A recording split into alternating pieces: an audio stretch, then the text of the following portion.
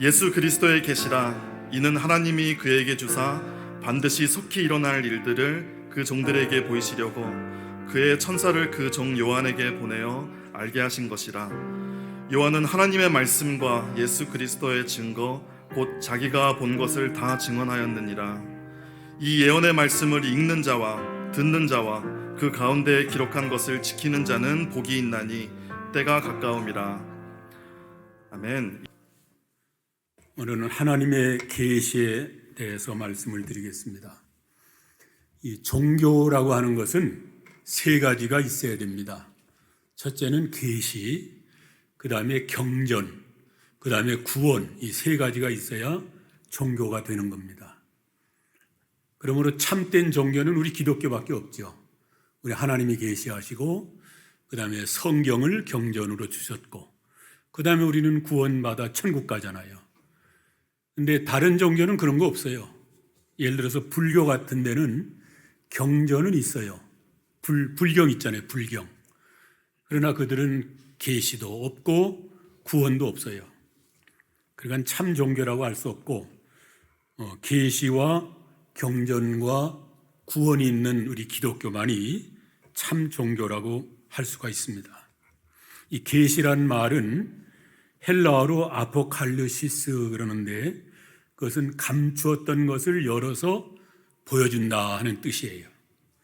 우리가 연극을 보러 가면은 이렇게 막이 커튼으로 가려져 있잖아요. 그래서 그 안에 뭐가 있는지 모르잖아요.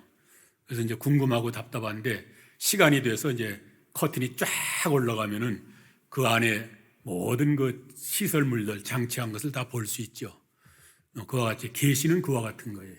그래서 하나님이 감추어 있던 하나님의 비밀을 계시를 통해서 우리에게 밝히 드러내 보여주셨습니다. 그래서 우리가 하나님을 알고 믿게 된 거예요. 만일 계시가 없었다면 우리는 하나님을 알 수가 없죠. 믿을 수도 없고. 근데 하나님께서 감사하게도 하나님 당신 자신을 우리에게 계시하셨어요. 나타내 보여주셨어요. 내가 하나님이다 하고서 나타내 보여주신 거예요. 그래서 하나님의 계시는 이제 두 가지가 있는데 일반 계시와 특별 계시로 나누어집니다. 일반 계시라고 하는 건 뭔가 하니 하나님이 창조하신 이 자연 만물, 천체, 우주 공간 이 모든 걸 통해서 하나님이 살아계심을 우리에게 보여주시는 거예요. 여러분 해와 달과 별들을 보세요. 그 수많은 별들, 우리가 셀 수 없는 별들이 지금 공중에 떠 있잖아요. 뭐 하늘에 붙어 있는 것도 아니고 끈으로 매달아 놓은 것도 아니고 그런데 그것들이 이 천체가 돌면서 공전과 자정을 통해서 계속 돌잖아요. 하지만 부딪히지도 않고 그 계절이 바뀌지도 않아요. 봄이 오면 여름이 오고 그 다음에 가을이 오고 겨울이 오고 계속해서 천체가 돌잖아요. 그걸 볼 때에 이것을 운행하시는 분이 누군가 계시다.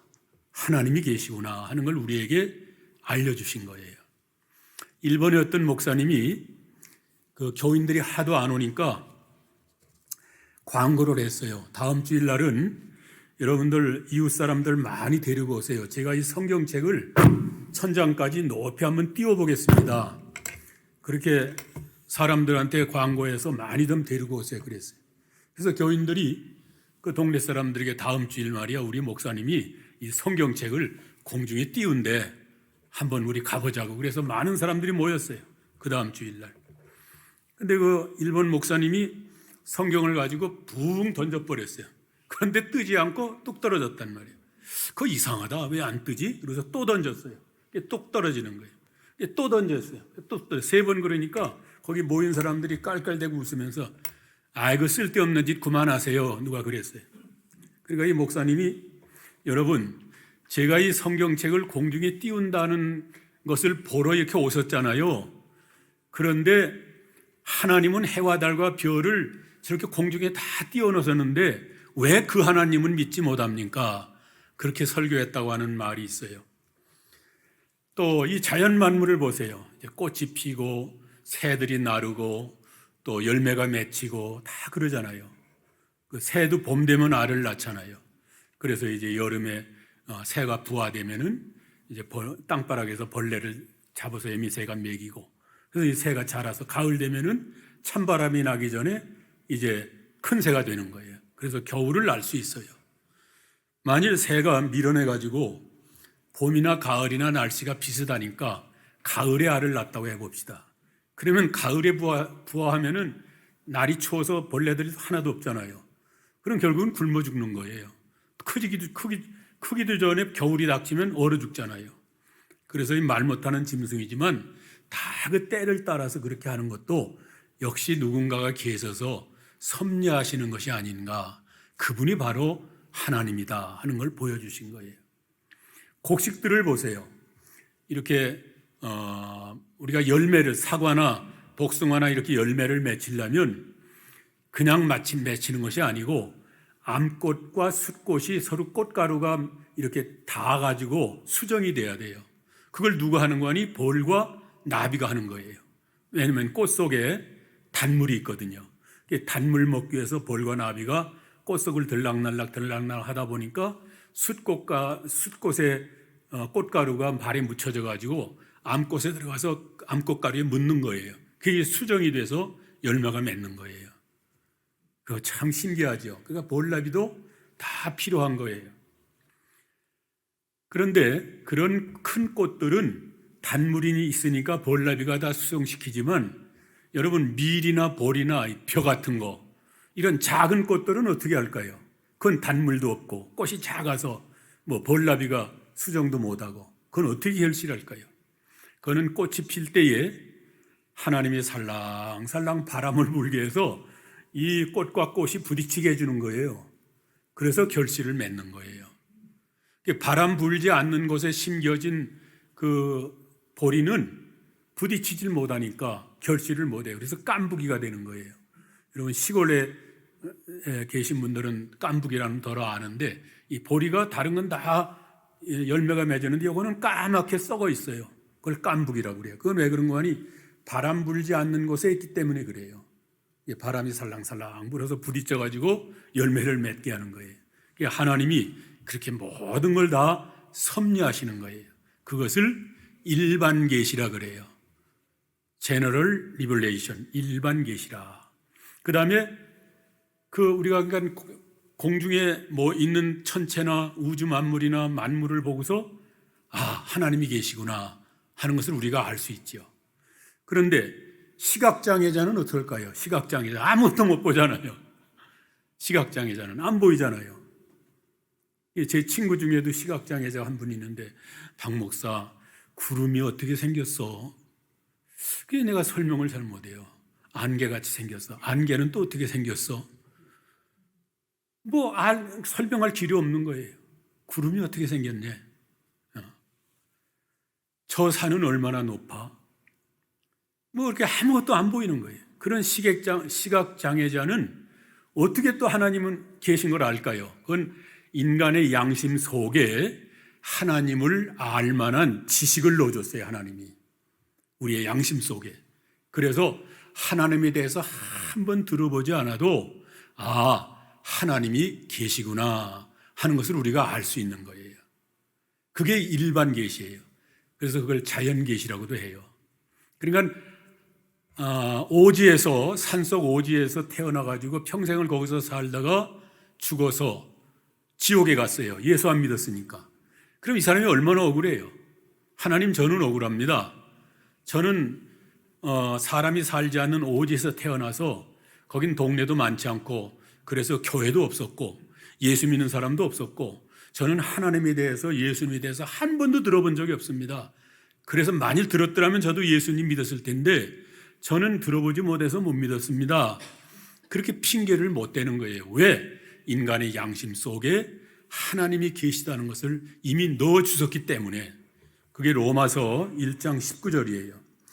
이는 하나님을 알만한 것이 그들 속에 보임이라. 하나님을 알만한 것이 그들 속에 보임이라. 양심 속에 넣어주신 거예요. 그걸 신지식이라고 그래요. 하나님을 아는 지식. 하나님께서 이를 그들에게 보이셨느니라. 양심 속에 하나님이 계신 걸 알게끔 해주셨고, 그 다음에는 창세로부터 그의 보이지 아니하는 것들, 곧 그의 영원하신 능력과 신성이 그가 만드신 만물에 분명히 보여 알리셨나니 그러므로 핑계하지 못할지니라. 예수 안 믿는 사람 지옥 가서도 핑계 못해요. 우리는 예수 믿으라고 누가 한 번 전도도 안 해가지고 나는 못 믿었습니다, 그렇게 핑계 못해요. 하나님이 다 양심 속에 넣어줬기 때문에. 그걸 일반 계시라 그래요. 일반 계시. 그런데 일반 계시만 가지고는 우리 사람이 죄로 말미암아 심령이 어두워졌기 때문에 일반 계시만 가지고는 우리가 하나님을 확실히 몰라요. 하나님이 계시겠구나 하는 것은 대강 알지만 그 하나님의 뜻이 무엇이며 그 하나님이 어떤 분이며 어떻게 섬겨야 되며 예배는 어떻게 해야 될 것인가, 그걸 우리는 모르잖아요. 그러니까 하나님이 우리에게 특별 계시를 또 주셨어요. 스페셜 리블레이션, 특별 계시를 또 주신 거예요. 그 특별 계시가 뭔가 하니 기록된 성경 말씀이에요. 이 성경은 구약이 39, 신약이 27, 66권으로 된 완전하신 하나님의 말씀이에요. 그래서 요한계시록으로 이 성경이 완전히 종결이 됐어요. 이 요한계시록 이후에는 하나님이 계시하지 않으셨어요.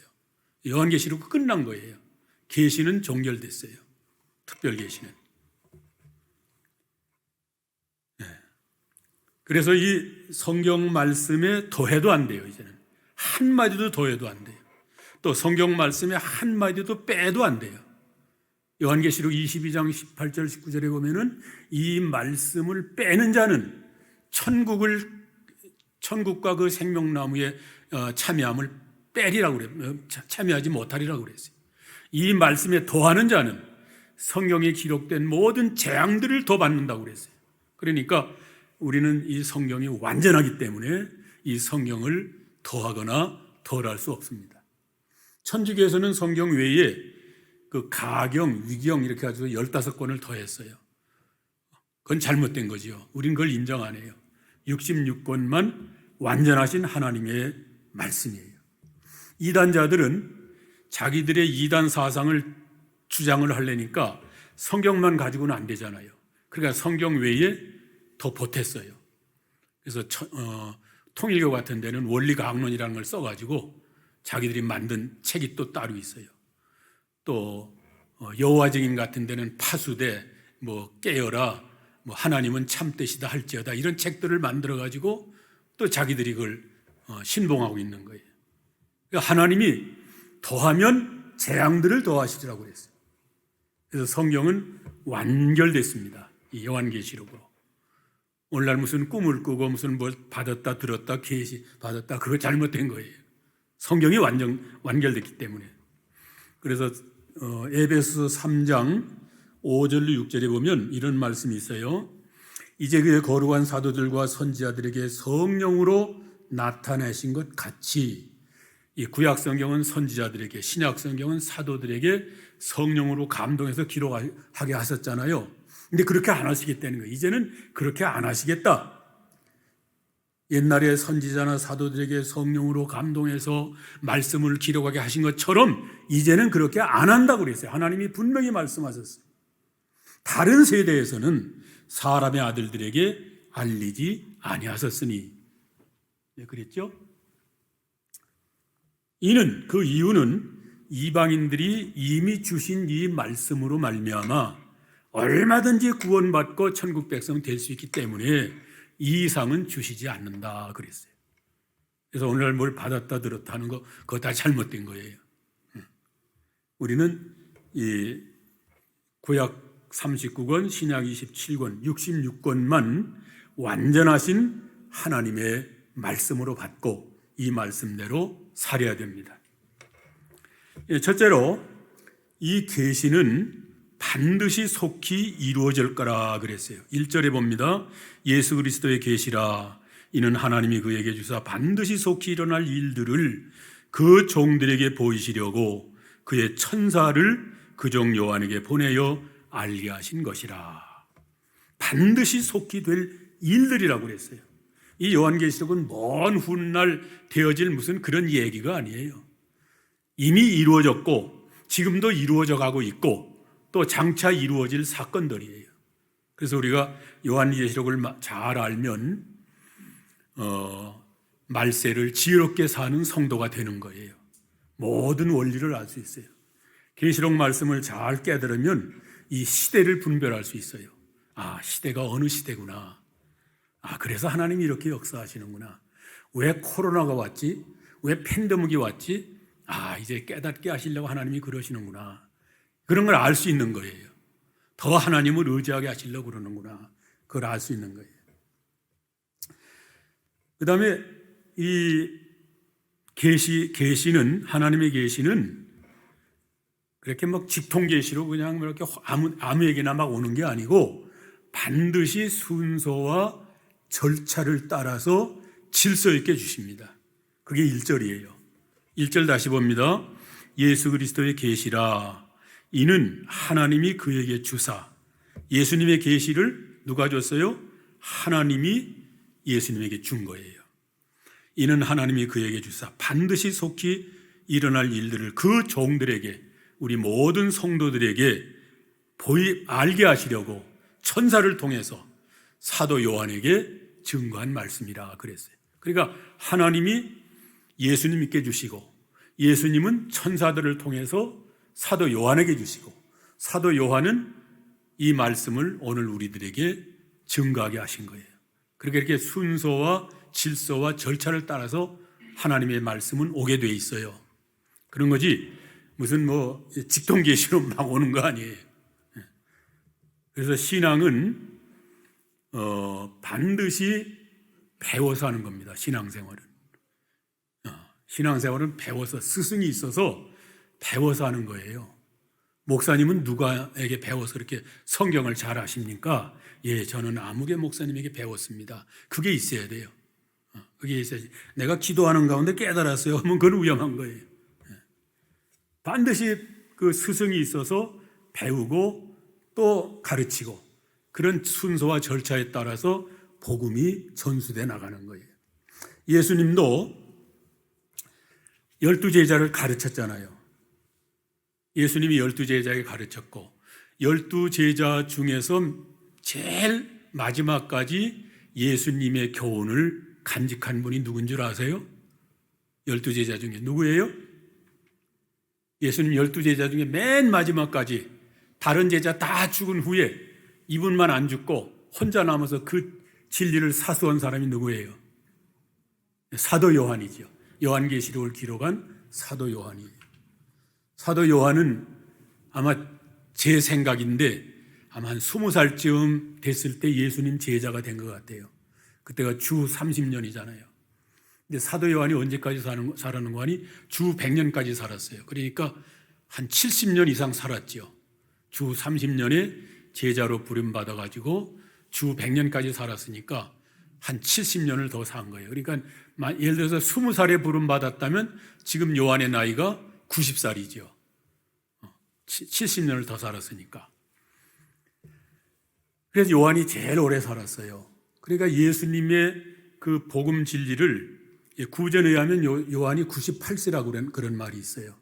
98세에 죽었다 그런 말이 있어요. 그러니까 오래 산 분이죠. 그 요한이 다른 제자들은 다 이제 순교당하고 요한만 끝까지 예수님의 복음 진리를 간직하고 있었어요. 그다음 마지막에 죽기 전에 누구에게 전해졌는가 하니 폴리갑에게 전해졌어요. 폴리갑, 서문학교의 감독이죠. 폴리갑에게 전해졌어요. 폴리갑이 사도 요한에게 배운 그 복음 진리를 그대로 간직하고 있다가 이레니우스에게 또 전해줬어요. 이레니우스. 여러분이 이 교회사를 보면 복잡한데 제가 아직 간단히 설명하는 거예요. 예수님의 복음 진리가 요한에게, 요한을 통해서 폴리갑에게, 폴리갑을 통해서 이레니우스에게, 그 다음에 이레니우스의 제자가 어거스틴이에요. 어거스틴. 어거스틴까지는 예수님의 복음 진리가 그대로 잘 전수돼 내려왔어요. 근데 어거스틴 이후에 주후 590년에 로마 캐토릭이 생겼어요. 로마 캐토릭이 생겨서 그만 기독교의 이 복음 진리가 변질돼 버렸어요. 잘못되게 변질된 거예요. 그리고 참된 진리를 지켜나가는 성도는 죽이기 시작을 했어요. 핍박을 했어요. 그래서 산속으로 도망갔어요. 2조 때 중국에서 유교가 들어오니까 불교를 타파하니까 중들이 산속에 들어가서 산에다 절을 세웠잖아요. 우리나라에. 그와 같이 이 캐토릭이 생겨서 이 참된 진리를 사수해 나가는 성도들을 핍박하니까 산속으로 들어가서 산속에서 이제 농사지면서 수도원 생활을 하면서 이 복음을 지켰어요. 그러니까 이제 어거스틴 이후에 이름이 끊어져 버렸어요. 다 산속에 숨어 버렸으니까 누군지 알 수가 없어요. 그러나 참된 복음 진리는 수도원을 통해서 계속 유지돼 나가고 있었지요. 그게 얼마 동안 그랬는가 하니 1000년 동안 그랬어요. 1000년 동안이나 그렇게 됐어요. 근데 이제 1000년이 지난 후에 1500년경에 그 천주교 신부 중에 한 사람인 마틴 루터가, 천주교 신부예요. 독일 사람인데 마틴 루터가 이 기독교 회사를 연구한 거예요. 자, 예수님의 복음이 제자들에게, 사도 요한에게, 폴리갑에게, 이레니스에게, 어거스틴까지 잘 넘어왔는데 왜 이 캐토릭이라는 놈이 생겨가지고 이렇게 복음이 변질됐을까? 그래서 다시 이 성경으로 돌아가자. 그래서 어거스틴 시대로 1000년 전으로 다시 돌아가자. 그런 운동을 한 사람이 마틴 루터예요. 그래서 이 캐토릭의 잘못된 교리, 뭐 석재뼈 파는 교리, 뭐 이런 게 잘못된 교리를 95개를 적어가지고 성전에 천주교 그 앞에 문 앞에다 붙여놨어요. 그걸 교인들이 보면은 시험 들잖아요. 아, 천주교가 이렇게 썩었구나, 이렇게 잘못됐구나. 그거 알면 큰일이잖아요. 그러니까 교인들은 모르게 하려고 라틴어로 써서 붙여놓은 거예요. 그 천주교 문 입구에다가. 신부들은 라틴어를 아니까 신부들이 보고서 깨닫고 회개하게 하려고 그렇게 한 거예요. 근데 그게 이제 로마 교황청에게 알려지니까 아, 우리가 잘못했구나. 정말 마틴 루터 말이 맞아. 그럴 줄 알았는데 그러질 않고 이 천주교의 비리가 탄로되면 우리는 망한다. 지금까지 교인들을 우리가 다 속여왔는데 이게 비리가 탄로되면 망하니까 이 마틴 루터를 죽이자. 그렇게 교황청에서 결의를 했어요. 그래서 마틴 루터를 오라고 그랬어요. 내가 지금 당신이 말한 그 95가지를 우리가 의논하게 할 테니까 좀 교황청으로 오시오. 그러니까 마틴 루터는 좋아가지고 이제 천주교 신부들이 회개하고 바로 쓸라나 보다 고쳐서 마차를 타고서는 아주 교황청으로 가는 거예요. 그런데 어떤 성주가, 믿음 좋은 성주가 가만히 보니까 이 마틴 루터를 죽이려고 지금 부르는 거거든요. 근데 마틴 루터는 그것도 모르고 신부들이 회개하고 바로 서나 보다 그러고 가거든요. 그러니까 군인들을 동원해가지고 마틴 루터를 납치해버렸어요. 도적대가 습격하는 것처럼 납치해가지고 끌고 어느 성주 안으로 들어가 버렸어요. 그러니까 로마 교황청에서는 마틴 루터가 마차 타고 오다가 괴한들에게 습격을 당해서 죽었다, 그렇게 보고가 들어갔어요. 그런데 마틴 루터는 사실은 그 성주가 보호한 거죠. 자기 성에다가 보호하고서는 나가지 못하게 한 거예요.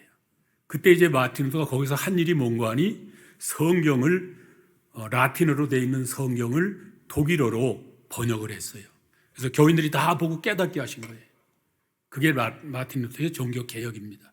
그냥 1000년 전의 신앙으로 다시 돌아간 거예요. 그래서 그거를 1000년 전으로 돌아갔다 해서 종교 개혁, 리폼드 했다 해서 돌아갔다 그러는 거예요. 그리고 제네바에서 이제 칼빈이 그 1000년 전 신앙, 그 어거스틴의 신앙으로 돌아가자는 운동을 했지요. 그래서 마틴 루터와 칼빈이 종교 개혁자가 된 거예요. 그래서 1000년 전 신앙으로 다시 돌아간 거예요. 그래서 어거스틴과 마틴 루터와 칼빈은 1000년 전 사람이지만은 어거스틴은, 그러나 어거스틴의 제자가 누군가 하니 마틴 루터가 되는 거예요. 1000년 후에 칼빈이 되는 거예요. 왜냐하면 1000년 전으로 신앙으로 돌아갔으니까. 그게 교회 역사입니다. 그래서 이제 칼빈이 청교도들을 지도하지요. 피디탄들을 지도해가지고 경건한 운동을 하는 거예요. 그 청교도들이 또 신앙의 자유를 찾아서 메이플라워라는 배를 타고 항해하다가 발견한 나라가 미국이에요. 1620년에. 그래서 미국 땅에 이제 청교도들의 신앙으로 자리 잡은 거죠. 그래서 이 나라가 그렇게 복받은 거예요. 바른 신앙으로. 그래서 이 청교도들의 신앙을 본받던 이 미국 시민들이 한국의 선교사를 파송한 거예요. 그래서 선교사들이 한국에 와서 바른 진리를 가르쳤어요. 한국에 처음에 오니까 맨 사람들이 술이나 먹고 담배나 피고 노름이나 하고 질서가 없단 말이에요. 그러니까 이 사람들에게는 금주가 금연가를 가르쳐야 되겠다. 그렇게 생각을 한 거예요. 그래서 노래를 지어서 가르쳤어요. 지금 우리 찬송가엔 그게 없습니다만 옛날 저 어렸을 때 있었던 신편 찬송가라고 있어요. 거기 보면은 금주가 금연가가 있어요. 마시지 말라 그 술, 보지도 말라 그 술, 우리나라 복받기는 금주함에 있나니라. 아마 연세 많은 분들은 아실 거예요. 근데 그 전에 저는 또 금주가 금연가를 배웠어요. 아기 쪽에 주일학교 때 선교사들한테 배웠어요. 근데 그건 뭔가 하니 지금도 안 잊어버려요. 참, 그러니까 아기 쪽에 가르치는 게 중요해요. 근데 금주가 금연가를 주일학교 때 우리가 쬐끄만 꼬마짝에 30살 먹은 꼬마짝부터 불렀는데 그게 뭔가 하니 여보시여 술 먹는 자 꼼꼼히 생각하소 마실 적에 상징 그리고 마신 후에 망신하고 돈 줄 적에 돈 아까운 거 그것을 왜 먹나요?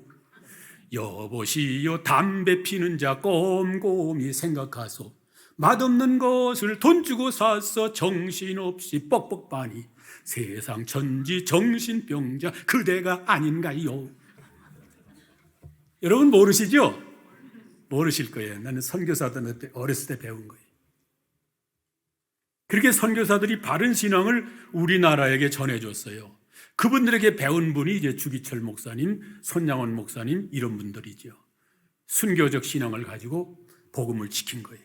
그분들에게 밑에서 배운 분이 이제 박윤선 박사님, 또 박형롱 박사님 뭐 이런 분들이죠. 그분들에게 배운 사람이 저예요. 그러니까 이 신앙의 줄기가 얼마나 질서 있고 정확합니까? 그렇게 내려오는 거지 무슨 중간에 무슨 자기가 혼자 깨닫고 하는 건 다 위험한 거예요. 신앙은 배워서 하는 거예요. 기도도 배우고 찬송도 배우고 성경 말씀도 배우고 전도도 배우고 봉사도 배우고 헌금하는 것도 배우고 다 배워야 되는 거예요. 배우지 않으면 못해요. 주일 지키는 것도 배우고 그러니까 주일 잘 지키는 사람이 전도한 사람은 주일 잘 지켜요. 근데 주일날 더러 빠지는 사람이 전도하는 사람은 더러 빠져요. 배운 대로 하니까 11조 하는 사람이 전도한 사람은 11조 해요. 11조 왜 하는 거예요? 해야 돼. 그래야 복 받아. 그러니까 11조예요. 근데 11조 안 하는 사람이 전도한 사람은 11조 안 해요. 나 전도한 사람도 안 하는데 뭐 내가 왜 그러는 거예요? 신앙은 배운 대로 하게 돼 있어요. 배운 대로. 바로 배운 사람은 바른 신앙생활을 할 것이고 잘못 배운 사람은 잘못된 신앙생활을 할 거예요. 그래서 중요한 겁니다. 바로 배우는 게. 그래서 하나님의 말씀은 이렇게 순서적으로 질서와 절차를 따라서 내려오게 돼 있는 거예요. 그래서 디모데 후서 3장 14절에 바울이 디모데에게 뭐라고 그래요? 너는 배우고 확신하며 거하라. 네가 네게서 배운 것을 알아라. 나를 가르친 분이 누굴까? 그걸 네가 알아라 그 말이에요. 그리고 겸손해라. 네게서 나온 거 아니지 않느냐? 다 배웠지 않느냐? 그렇게 겸손해라. 어린애들도요, 그 걸음걸이까지 다 배워요. 자기 아버지가 걷는 것까지 애들이 보면 똑같아요. 지 아버지하고 똑같네 그래요. 모든 건 배워서 하는 겁니다. 두 번째로 요한은 하나님께로부터 받은 계시를 우리에게 다 전해줬습니다. 2절이에요. 요한은 하나님의 말씀과 예수 그리스도의 증거 곧 자기가 본 것을 다 증언하였느니라. 로마 군대들이 예루살렘을 점령하고 제자들은 다 순교당했지만 사도 요한은 죽이지 않고 도미시안 황제가 밤모라고 하는 무인 고도에 귀향을 보냈어요. 거기서 사도 요한이 사도 요한이 90이 넘을 때까지 에베소 교회의 담임 목사였어요.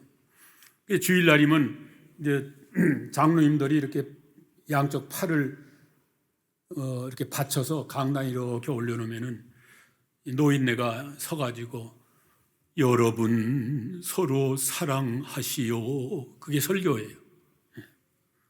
하나님이 우리를 사랑하신 것 같이 여러분들도 서로 사랑하시오.